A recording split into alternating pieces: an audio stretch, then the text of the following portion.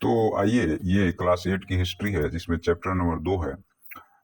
व्यापार से साम्राज्य तक ईस्ट इंडिया कंपनी का एस्टेब्लिशमेंट कैसे होता है, इसके बारे में हम लोग बात करेंगे। और यह नई एजुकेशन पॉलिसी के हिसाब से मैंने इसको डिजाइन किया है, तो जो नए बच्चे हैं जो 8वीं की पढ़ाई कर रहे हैं वो भी आप इसको देख सकते हैं। तो यहाँ पे हम लोग चैप्टर के लास्ट में निष्कर्ष के पॉइंट पे हैं कि ईस्ट इंडिया कंपनी जो पहले व्यापार के रूप में भारत आई थी, अब वो व्यापार को छोड़ करके भारत में अपना शासन एस्टेब्लिश करके और शासन करना शुरू कर चुकी है। अब इसमें जो इंडस्ट्रियल रिवोल्यूशन या औद्योगिक क्रांति है उसका एक बहुत बड़ा रोल है।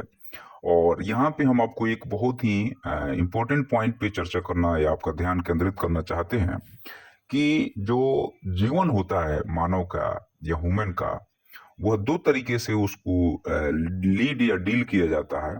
पहला होता है कि तार्किक जीवन या लॉजिकल जीवन, कि हर चीज का एक रीजन होता है। चाहे वो आप कोई भी काम कर रहे हैं उसके पीछे कुछ ना कुछ लॉजिक छिपी रहती है, तो ये तार्किक जीवन होता है। और दूसरा होता है भावात्मक लगाव या भावात्मक बहाव, जिसमें आप जो है सो भावनाओं में बह के कोई काम करते हैं, या धार्मिक लगाव भी कह सकते हैं इसको। तो यहाँ पे ईस्ट इंडिया कंपनी लॉजिकल रूप से जी रही थी या लॉजिकल रूप से चल रही थी, जिसका लॉजिक था पैसा ज्यादा से ज्यादा कमाना। और भारत के लोग भावात्मक रूप से जुड़े हुए थे भारत के देश से। यहाँ पे लॉजिक नहीं था, और जहाँ पे लॉजिक नहीं होता है वो आदमी जल्दी हार जाता है या वो शोषित हो जाता है। तो इसके कारण भारत जल्दी गुलाम बन गया। और इसका जहाँ लॉजिक होता है वहाँ विज्ञान का विकास होता है, और जहाँ भावना होता है वहाँ विज्ञान का विकास नहीं होता है। चीजों को आसानी से लोग मान लेते हैं या भरोसा कर लेते हैं या विश्वास कर लेते हैं।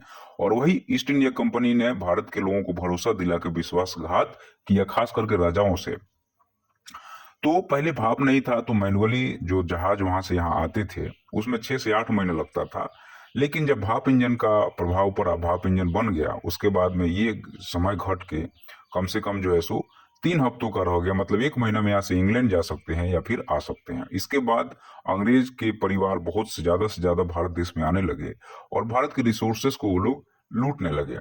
और 1857 तक अगर हम देखते हैं तो 63% भूभाग पे और 78% आबादी कहीं ना कहीं कंपनी शासन के अंडर आ चुकी थी।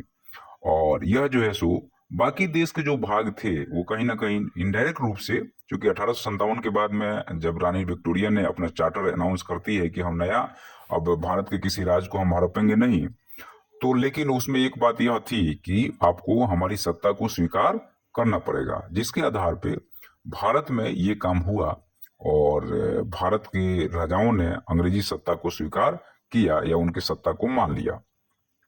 इस तरह से भारत देश पे अंग्रेजों का एक कब्जा होता है। और इसके पीछे मेन पॉइंट जो था वो जो मैंने आपको बताया कि लॉजिकल थिंकिंग या रीजनिंग थिंकिंग या लॉजिकल पॉइंट और भावात्मक जो इलॉजिकल होता है। वीडियो पसंद है तो सब्सक्राइब कीजिएगा। धन्यवाद।